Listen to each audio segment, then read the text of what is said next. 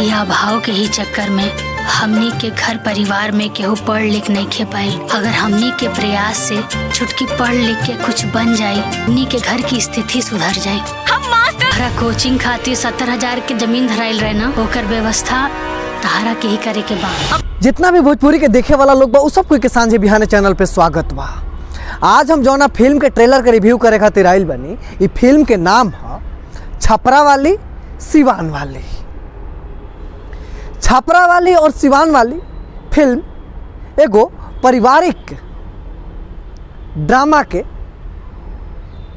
शब्द के रूप में कागज पर उतारल गई पहले फिल्म के राइटर के द्वारा, और फिर यह स्क्रिप्ट के और यह शब्द के स्क्रीन पर जिंदा कर दिहल गई ये फिल्म के एक्ट्रेस अंजना सिंह के द्वारा। ये फिल्म में मेन लीड रोल में बड़ी अंजना सिंह, जो कि ये घर के, जो कि ये फिल्म के उ मंजिल तक पहुँचावे में जे कि अपन महत्वपूर्ण योगदान दिले बाड़ी। ये फिल्म तो पारिवारिक पृष्ठभूमि के मद्देनजर रखते हुए लिखल गई बा, लेकिन ये फिल्म के ट्रेलर देखला से लागत कि जौन कहानी बा कमोवेश हमनी के समाज के हर घर में ये चलता। तो वो सब कहत हो कैसे क्या कहानी बा। तो कहानी के शुरुआत होता कि एगो बड़ा ही मिडिल क्लास से भी नीचे के परिवार बा और अपन जीवन यापन कराता। लेकिन फिल्म के शुरुआत होता कि अंजना सिंह ये घर के सबसे बड़की बहू है, सबसे बड़ पतोह है। और वो सब देखले हो कि हमने गांव घर समाज में अगर कौन पतोह बाड़ी सा तो पतोह के नाम से ना ओकर नैहर के गांव के नाम से आदमी जानल जाला, चाहे पुकारे लन चाहे बोलावे लन। जैसे ऐसा ही ये फिल्म में अंजना सिंह के मायके पड़ता छपरा, तो उनका नाम छपरा वाली हो जाता। अंजना सिंह ये फिल्म में दिखावल गइल बा कि घर के सबसे बड़ पतोह बाड़ी, और बड़ पतोह बाड़ी तो घर के जिम्मेवारी भी उनका ऊपर बड़ ही बा। घर आगे कैसे चली, घर के उन्नति कैसे हुई, घर के आय में वृद्धि कैसे हुई, और घर बन के कैसे रही, इस सब चीज़ के जिम्मेवारी अंजना सिंह के कंधा पे बा। और उनकर देवर के शादी के भी जिम्मेवारी अंजना सिंह के कंधा पे बा, जैसन कि फिल्म में देखावल गइल बा। कहल गइल बा कि घर में और कहल गइल बा हमनी के समाज में कि जौन बड़ बेटा होलन सा उ बाप के बराबर होला, और जौन बड़ पतो होली चाहे जे भौजाई होली उ माई के बराबर होली। लेकिन आजकल कलयुग में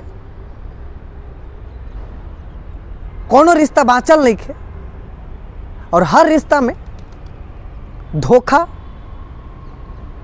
लूट खचोट, फरेब और रिश्ता के व्यापार ही मुख्य रह गइल बा। तो ये फिल्म के शुरुआत होता था और अंजना सिंह अपना गांव घर में मवेशी के उपचार करत रही। मवेशी के डॉक्टर रही, लेकिन उनका भी कोनो डिग्री ना रहे, सर्टिफिकेट ना रहे, काहे से कि पैसा के अभाव में बहुत सारा लोग अपना सपना के चिता बोझ देवेले।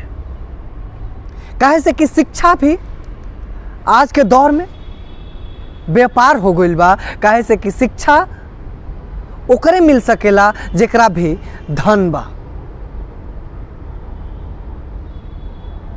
एकरा अभाव में अंजना सिंह अपन शिक्षा ना ग्रहण कर पैली, और फिर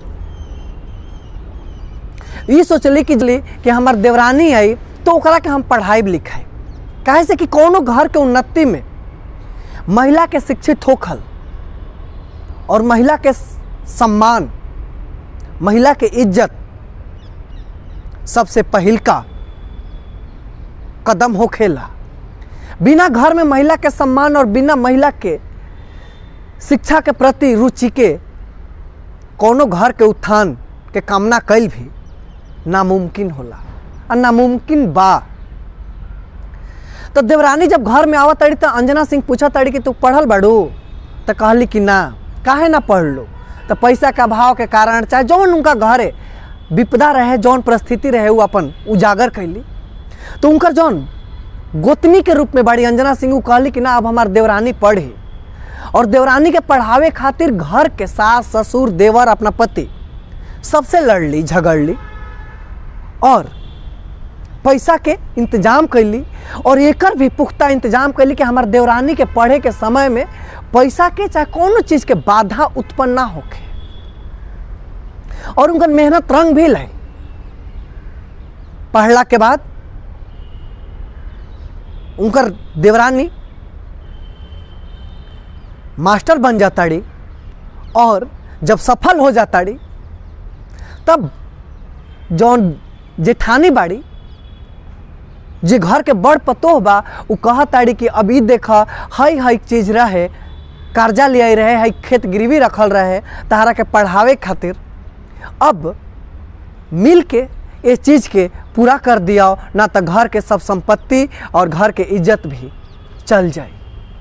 यही से कहानी में ट्विस्ट आवता और यही से देवरानी अपन दिखा देताड़ी कि हाथी के दांत खाए के और दिखावे के अलग होखेला। अब उहे हाथ के काट देताड़ी, उहे पेड़ के काट देताड़ी देवरानी जौना पेड़ के नीचे बैठ के छाया मिलल, उहे हाथ के काट देताड़ी जौना हाथ से उनकर पेट के आग जौन भूख के रूप में रहे ऊ मिटल। और अपना जेठानी के और अपना गोतनी के भाला बुरा कह के उनका से अलगा हो जाताड़ी।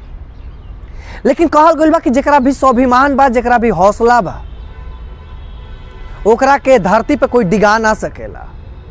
सूर्य के रउआ का दिया देखाई, उ तो खुदे एक आग के गोला बा। अगर ज़्यादा ओकरा साथे आँख मिलाई तो ओकर आग से रउआ खुद झुलस जाई। ऐसे ही फिल्म में दिखावल जाता। और फिर जौन जेठानी बाड़ी उ अपना स्वाभिमान के बिखरत देख के अपने आप के एक बार फिर से संगठित करताड़ी, अपने आप के बटोरताड़ी और खुद पढ़ाई शुरुआत करताड़ी और मवेशी के डॉक्टर बन जाताड़ी। और एगो अलग पहचान, एगो अलग रुतबा और एक अलग शख्सियत बन के उभरताड़ी, जेकरा प्रकाश से पूरा समाज प्रकाशहीन हो जाता।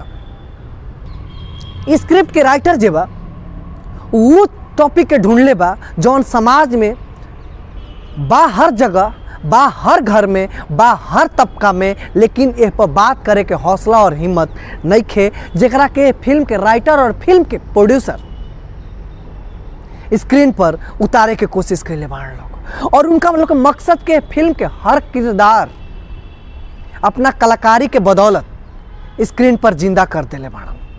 कास्टिंग फिल्म के स्क्रिप्ट के कहानी के अनुसार भइल बा, जेकरा कारण छोट से छोट सीन भी अपन छाप छोड़े में